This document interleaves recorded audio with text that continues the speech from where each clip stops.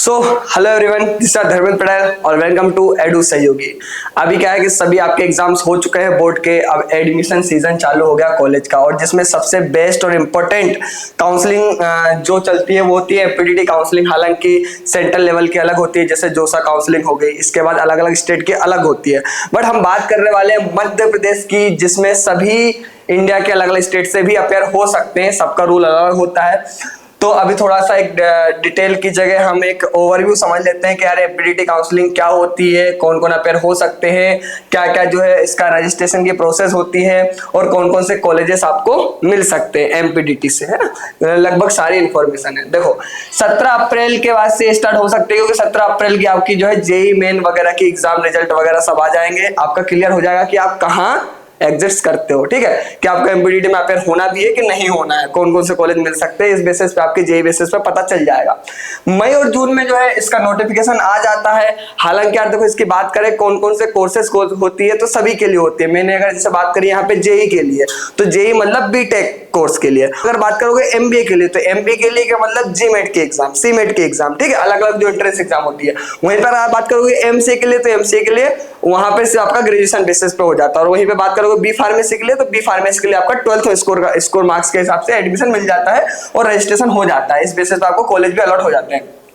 अब बात करते हैं क्या इसको कंडक्ट कौन करवाता है। जैसे आपका एमपी बोर्ड हो गया, तो एमपी बोर्ड के एग्जाम कंडक्ट करवाती है। सीयूटी जो कि अलग अलग यूनिवर्सिटीज के लिए होती है, तो उसका अलग ही यूजीसी कंडक्ट करवाती है सीयूटी।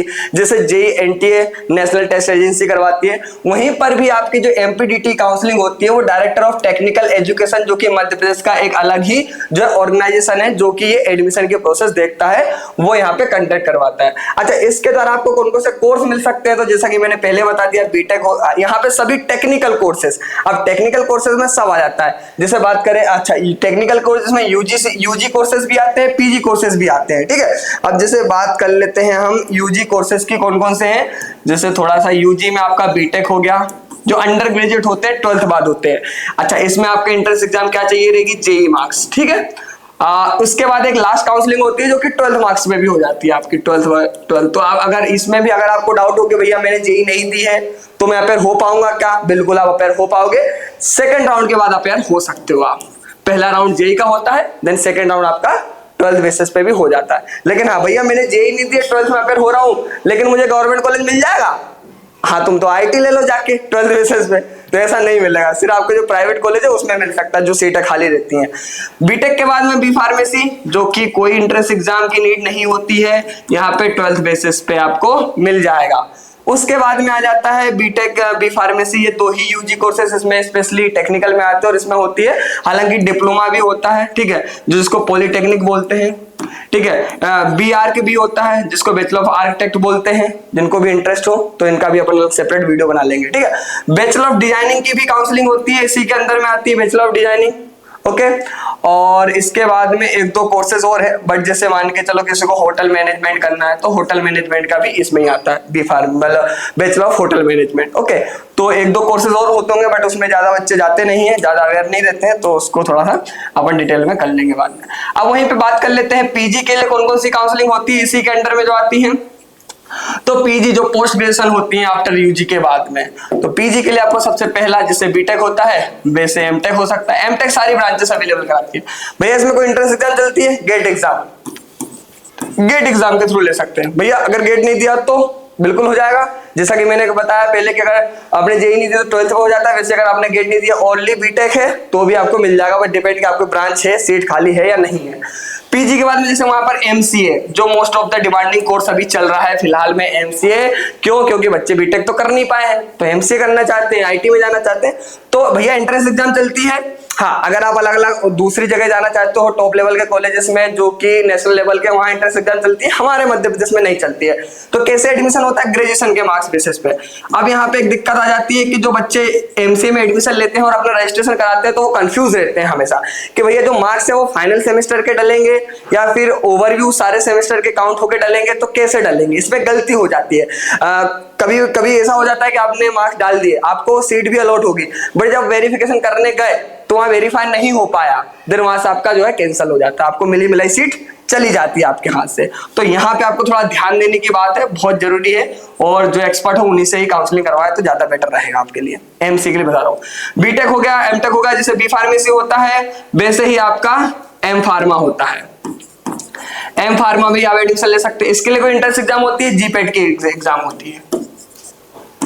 तो ये ओवरव्यू था सारा का सारा। अगर बात कर लेते हैं कि कौन कौन से बच्चे यहाँ पे एलिजिबल हैं, तो 45%, देखो यार डिपेंड तो करता है आपके कोर्स के हिसाब से। अच्छा एक बात और बता दूं, ये तो मैं ओवरव्यू बता रहा हूँ, पर जो इतने कोर्स बताए हैं ना मैंने, वो सभी का एक पूरा रूल बुक पड़ा हुआ है एमपीडीटी साइट पे। तो एक बार मैं आपको बोलूंगा, आप एमपीडीटी की ऑफिशियल जो साइट है, वेबसाइट www.mpdtcounseling.com, वहां पे जाके जरूर एक बार आप ओवरव्यू करें कि बीटेक अगर आपको लेना है, एमटेक लेना है, डिप्लोमा लेना है, फार्मेसी, एम फार्मा, कुछ भी लेना है, तो पूरा आपका रूल बुक मिल जाएगा, जिसमें आपको सब कुछ डिटेल से मिल जाएगी सारी चीजें, तो उसको जरूर रीड कर लेना।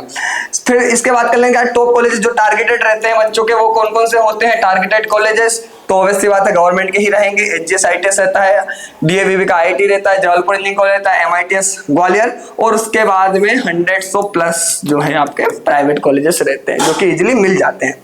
नेक्स्ट स्लाइड की ओर अगर मूव करते हैं अपन, तो देखते हैं और क्या है इसके अंदर। चॉइस फिलिंग कैसे करनी है, देखो सबसे पहला अगर आपने रजिस्ट्रेशन कर दिया, आपने पहले तो कोर्स चुन लिया कि मुझे बीटेक लेना, बी फार्मेसी, कुछ भी XYZ लेना, रजिस्ट्रेशन कर दिया, एकदम बेसिक डिटेल डाल दी, आपका नाम जो हो गया, आधार कार्ड वरना, मोबाइल नंबर, ईमेल आईडी, और भी जो होती है वहां पे आपने डाल दिया। इसके बाद जो मेन पार्ट आता है वो आता है चॉइस फिलिंग का, और यहीं पर सारा गेम होता है। तो मैं तो आपको कहूंगा कि अगर आप खुद कर पाओ तो बहुत अच्छी बात है, नहीं कर पाए तो एडू सहयोगी की पूरी टीम आपको बेस्ट कॉलेज दिलाने के लिए लगी हुई है। अब यहाँ पे एक रोल होता है कि 1530 रुपए तो एमपीडीटी के लगते ही लगते हैं, जो कि ऑफिशियल गवर्नमेंट को जाते हैं। 101 रुपए आपका जो भैया दीदी होते हैं एमपी ऑनलाइन वाले वो ले लेते हैं, तो आपको ऑलमोस्ट 2000 के समथिंग या 1730 1630 के समथिंग लगते हैं। तो मैं आपको कहूंगा कि 499 थोड़ा सा स्पेंड कीजिए, इसके अंदर ही इंक्लूड हो जाएगा। तो आपको प्रॉपर काउंसलिंग मिल जाएगी, जिसके अंदर आपको क्या रहेगा कि ये समझ में आएगा कि आपको कौन सा कॉलेज मिलने वाला है, कौन सा कॉलेज बेस्ट होने वाला है, आपके मार्क्स के हिसाब से कैसे चॉइस फिलिंग करनी है, सारी एडू सहयोगी की हेल्प से आप कर सकते हो। तो आपके लिए बेनिफिट वाली डील है। और हाँ, जो मैंने पहले बता दिया था कि अगर आपको गलत मार्क्स या गलत कुछ भी डल गया डिटेल, तो मिली हुई सीट भी जा सकती है, ये ध्यान रखना। तो ये भी आप इससे बच सकते हो।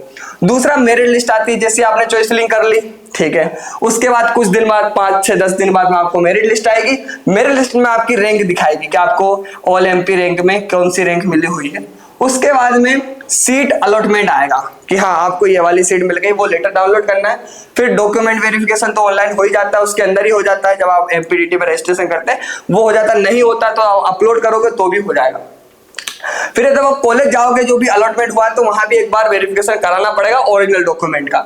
उसके बाद वहां पे हाथों हाथ आपको फीस पेमेंट करनी पड़ेगी, और फीस पेमेंट करने के बाद में आपका एडमिशन डन हो जाएगा। बधाई हो भैया, आपका मनपसंद कॉलेज मिल चुका है यहाँ पे। लेकिन कुछ लोगों को मनपसंद कॉलेज नहीं मिल पाता है, तो उनके पास दूसरा राउंड होता है अपग्रेड राउंड वाला। और अपग्रेड राउंड में आपको जो कॉलेज नहीं मिल पाया है, आप अपग्रेड कीजिए। अगर आपके मार्क्स अच्छे हैं, सीट खाली रह जाती है, तो आपको अपग्रेड राउंड में आपका मनपसंद कॉलेज मिल जाएगा। तो ये था थोड़ा ओवरव्यू, बट थोड़ा एडू सहयोगी के बारे में बता दूं, मेरे बारे में बता दूं, हालांकि पहले बता देना चाहिए था। तो इसमें आपको क्या रहने वाला है, आपकी 1-to-1 सेशन काउंसलिंग होने वाली है, जिसके अंदर आपको आपके लिए बेस्ट कॉलेज, पूरी जवाबदारी हमारी रहेगी। अगर आप प्रीवियस वीडियो जाओगे, एक बार देखोगे, पिछले 4 से 5 साल के अंदर में हमने तमाम तरीके के जितने भी कॉलेज है, चाहे इंदौर हो, भोपाल हो, सभी जगह बच्चों का एडमिशन करवाया, और वहां भी बच्चे फर्स्ट ईयर से लेकर फाइनल ईयर तक हैं। और वहां का ऑनेस्ट रिव्यू हमारे पास रहता है, क्या वाकई में प्लेसमेंट होते हैं या फिर ऐसे हवा ही चल रही है। तो ये पूरी काउंसलिंग में आपको पता चल जाता है, और आपके लिए बेस्ट जो 5 से 10 लाख रुपए जाने वाले वो बच सकते हैं, ठीक है। तो ये ओवरव्यू था। वीडियो अगर अच्छा लगा हो तो सब्सक्राइब करना है, शेयर करना है, जो भी करना है आपको, और चैनल को सब्सक्राइब करके और जो है काउंसलिंग लेनी है, ठीक है। मिलते हैं नेक्स्ट वीडियो में। Thank you.